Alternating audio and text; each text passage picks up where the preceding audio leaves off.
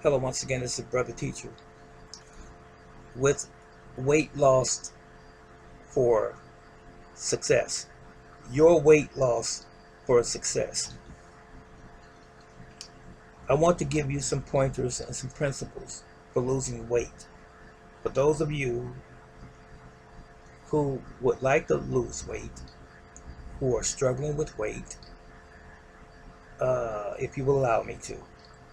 And bear with me as I look away to my notes. I wrote this down specifically for you so I don't leave anything out the way I want to convey it to you.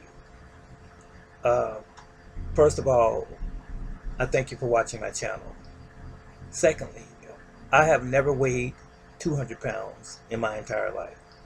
I'm 5'9" and a half, 63 years old, and I can weigh 200 pounds or more. I have the potential to weigh that much.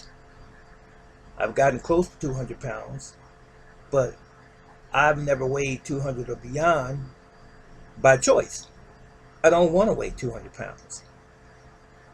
And I personally have been eating one meal a day, basically, for the past 3 years. And for the most part, I'm healthy as it relates to diet. So now with that said, let me switch you over here and I tell you what you can do to lose weight if you want to. But if you really want to lose weight, you have to make up your mind that you want to lose weight. These are the things that I suggest to you. First of all, the majority of your food should be fruits, vegetables, nuts, and grains. My preference is 80-20. 80% of what I eat is vegetables and fruit, and 20% animal products, meat, if you will. I personally don't drink milk, dairy. I drink almond milk and coconut milk as far as the animal part is concerned. So that's not an issue.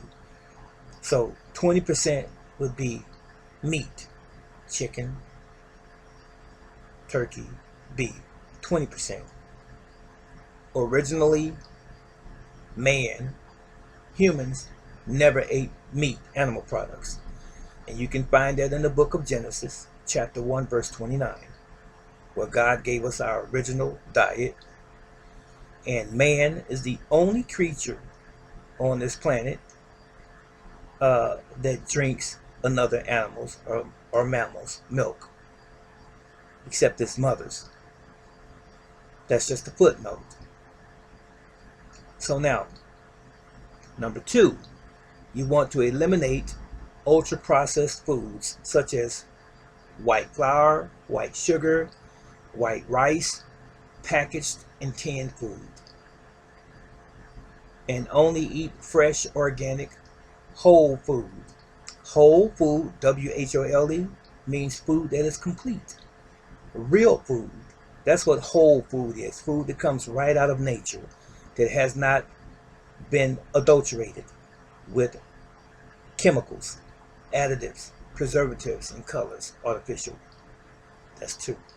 Number 3, never eat a meal, a heavy meal especially, before you go to bed at night.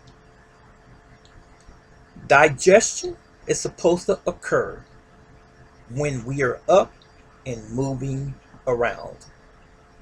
At night, when you are asleep, which is your normal time to sleep at night, irrespective of the fact that you might be working a second shift or a first shift, you're supposed to be asleep at night. According to nature, your body has what is called a circadian rhythm.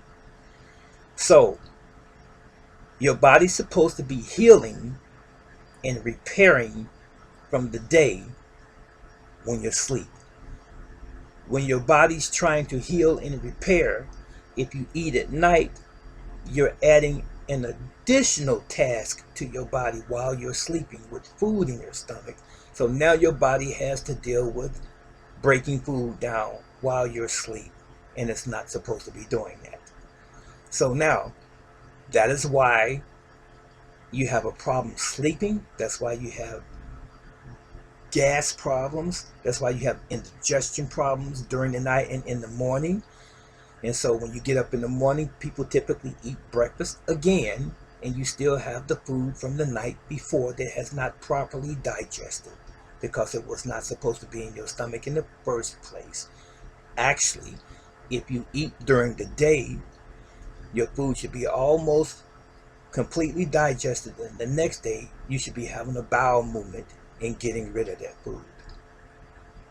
I'm sure you just learned something, didn't you? Anyway, number 4, you should establish an exercise program that incorporates cardio. Cardio means something that gets your heart up and elevated. Jumping jacks, jump rope, jogging, swimming, some kind of cardio, at least for 15 to 30 minutes. Not the cardio, it doesn't have to be that long, but incorporate the cardio within your exercise regimen. You should be doing strengthening exercises as well, but make sure that you have at least 15 to 20 minutes of cardio to get your heart beating. Listen to me, your heart is a muscle, just like your biceps and your pectoral majors, your chest muscles. Your heart is a muscle. It must be exercised. It is the one muscle that you have that's involuntary. You don't have to tell it to beat. It beats all by itself. But you have to keep it strong, right? And it gets stronger by you exercising it. Like athletes that are part of a decathlon and who run marathons, who do gymnastics and so forth, you have to strengthen your heart by giving it stress. You have to put stress on it. Stress is not a bad word when it comes to strengthening your heart. Understand that. I know some people might say, well, I don't want to do that because I have heart problems. Well, have you ever thought about the fact that you have heart problems could be dependent upon the fact that you don't exercise? But please, by all means, consult with your physician, and your doctor should be smart enough to be able to tell you that you need to keep your heart active by doing cardio as well. But be cautious and be careful. Okay. Number 5, get enough sleep. 6 to 8 hours for most people, just depending on your lifestyle. A minimum 6 hours. 7 to 8 hours is good as well. But get sleep. Your body has to sleep. That's why you have the ability to sleep, because you have to sleep to repair and restore your body from the day's activities prior to. Now, number 6, detox. Ladies and gentlemen, we live in a toxic world. Unfortunately, we do. Detox should be at least every 2 months for no less than 5 days. Detoxing. Why do you want to detox, brother teacher? It's because of this reason. There's chemicals in the air that we're exposed to all of the time, from all of the exhaustion and the pollution in the air that you see and that you don't see. The exhaust from what? Cars, buses, trains, boats, airplanes, jets. It's in the air. We inhale that. It has to go somewhere, right? It builds up in your system over a period of time. Heavy metals are in the air as well, and even the water supply has chemicals in it that we drink from the municipal supply, from our sewer system, if you will, that comes out in our tap water. We drink those chemicals that's in our bodies in so many very, very small parts, but over a period of time it builds up in your system as well. And the chemicals that you clean with, you're inhaling that. The things that you buy that are brand new, like brand new carpet, brand new curtains and so forth, the chemicals that are in there, and the things that you cook in your house, and when you use certain types of heaters in your home in the winter time, you are inhaling all of those things into your body. Not to mention the things that's in the foods, that's the preservatives, the chemicals, the emulsifiers, the dyes, the artificial dyes and colors and things like that that's in the food that we eat, that's put in there by the food manufacturers. That builds up in your system as well. You have to get that stuff out. It doesn't just go away.